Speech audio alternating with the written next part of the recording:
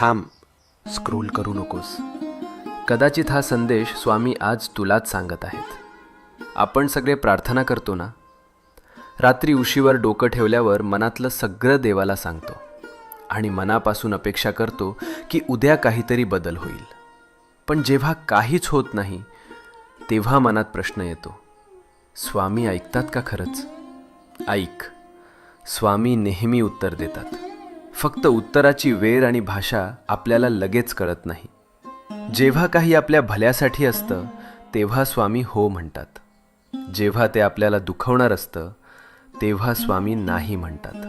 आणि जेव्हा आपल्याला अजून थोडं मजबूत व्हायचं असतं तेव्हा स्वामी शांतपणे म्हणतात, थांब, योग्य वेळी देतो. म्हणून हार मानू नको. तुझ्या प्रार्थनेचं उत्तर येतंय. फक्त थोडा विश्वास, थोडा धीर, मनात शांतपणे